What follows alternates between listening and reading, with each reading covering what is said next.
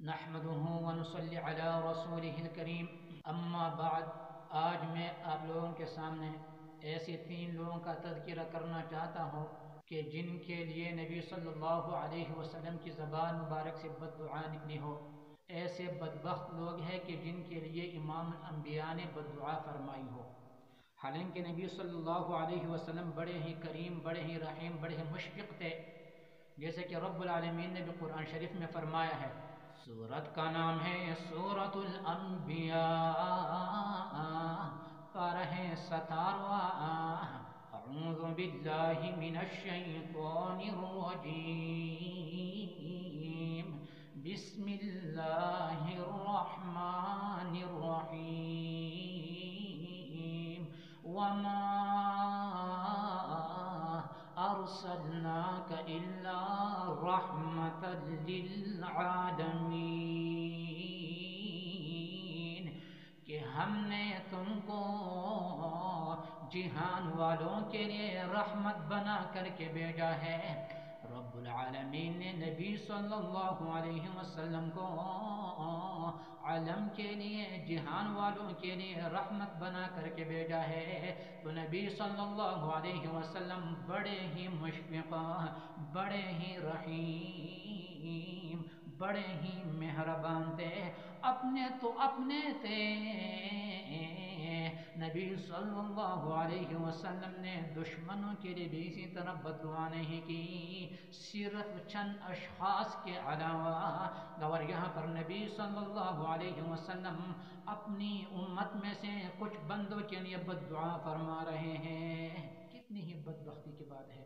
اللہ بڑے ہی رحیم، بڑے ہی کریم، طائف کے میدان میں پتھر کا رہے ہیں، جسم مبارک لہو لہان، قدم مبارک لہو لہان ہو گئے، ایڑیاں زخمی ہو گئے۔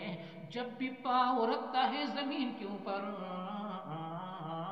کافروں نے پیٹ بچے لگائے ہوئے ہیں، آوازیں بھی لگا رہے ہیں، اور نبی صلی اللہ علیہ وسلم کے اوپر پتھر بھی برسا رہے ہیں۔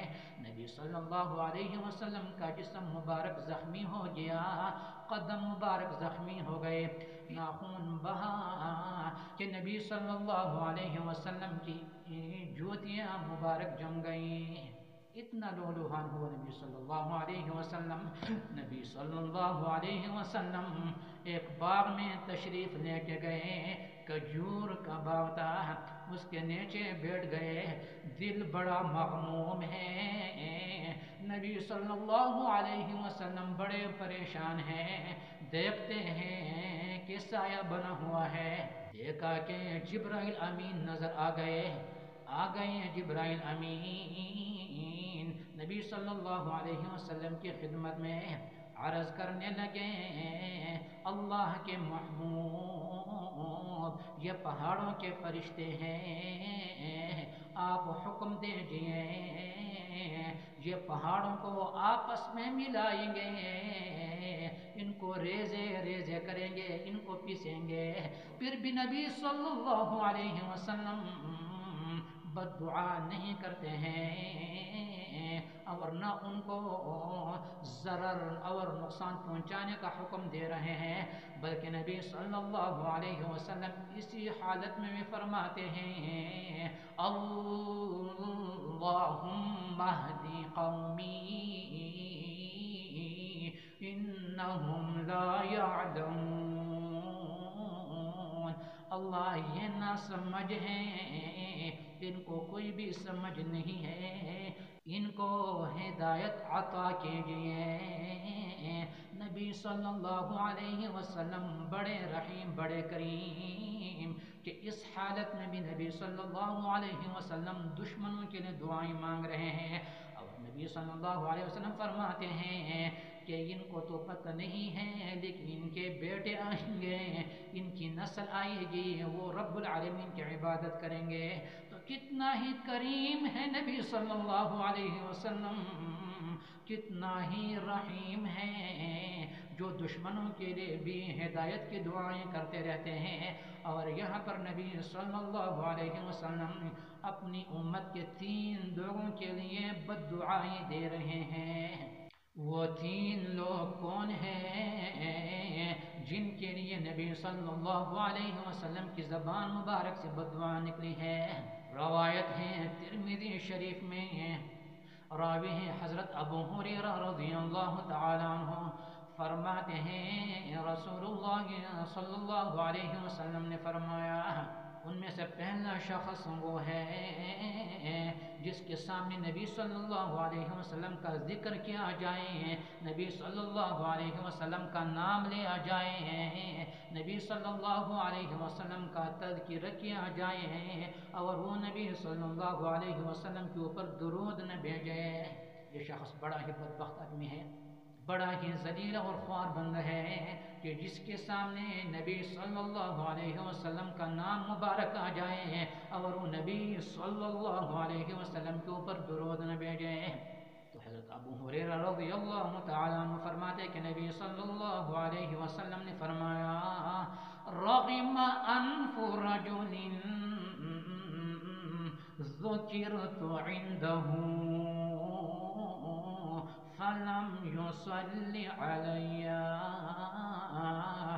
ज़लील और ख्वार हो वो बंदा, वो आदमी जिसके सामने मेरा जिक्र किया जाए, मेरा नाम लिया जाए और वो मेरे ऊपर दुरूद न भेजे।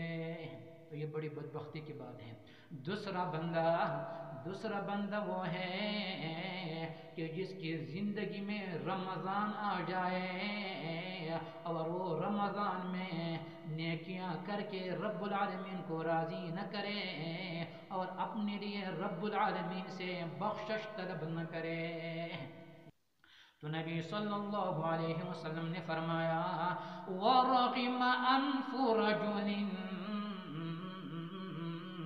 ज़लील और ख्वार हो जाए वो बंदा, दखल अलैहि रमज़ान, कि जिसकी ज़िंदगी में रमज़ान का महीना आया, सुम्मन सलह क़ब्ल अन युग़फ़र लहू, और फिर ये रमज़ान का महीना गुज़र गया, ये रहमतों वाला महीना, ये बरकतों वाला महीना, मग़फ़िरत वाला महीना गुज़र गया और उसने अपना मग़फ़िरत नहीं करवाया, रब्बुल आलमीन से अपने लिए बख्शिश नहीं तलब किया, तो ये भी बड़ा बदबख्त आदमी है और ये ज़लील और ख्वार बंदा है।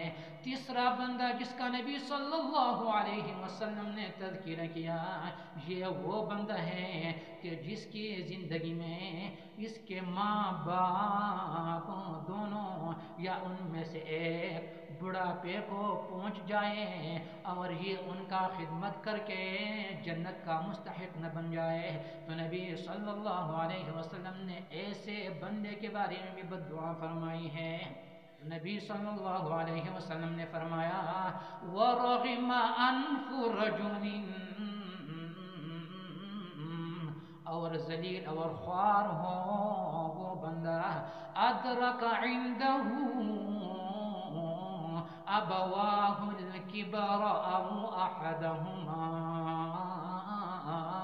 कि इस बंदे की ज़िंदगी में इसके माँ बाप में से दोनों या एक बुढ़ापे को पहुँच जाए और ये उनका खिदमत करके फलन युदखिलहुल जन्नह, उनका खिदमत करके जन्नत का मुस्तहिक न बन जाए। तो ये 3 बंदे हैं जिसके बारे में नबी सल्लल्लाहु अलैहि वसल्लम की ज़बान मुबारक से बद्दुआ निकली है। कितनी बदबख्ती की बात है, कितनी ज़िल्लत और रुसवाई की बात है कि जिन बंदों के लिए नबी सल्लल्लाहु अलैहि वसल्लम की ज़बान मुबारक से बद्दुआ निकली हो। तो जब भी नबी सल्लल्लाहु अलैहि वसल्लम का नाम मुबारक आ जाए तो تو نبی صلی اللہ علیہ وسلم کے لیے رب العالمین سے رحمت مانگنا چاہیے۔ نمبر 2، اب اگلے مہینے میں رمضان آنے والا ہے، یہ شعبان کا مہینہ ہے، اگلا رمضان ہے، تو اس میں ہمیں چاہیے کہ ہم زیادہ سے زیادہ عبادت کریں، رب العالمین کو راضی کریں اور رب العالمین سے اپنے گناہوں کا بخشش طلب کریں، معافیہ طلب کریں۔ اور نمبر 3، جن کے ماں باپ زندہ ہوں دونوں یا ان میں سے ایک، تو ہمیں چاہیے کہ ہم ان کا خدمت کر کے جنت کو اپنا ٹھکانہ بنائے اور جنت کا مستحق بن جائے۔ رب العالمین ہمیں اس کے اوپر عمل کرنے کا توفیق عطا فرمائے۔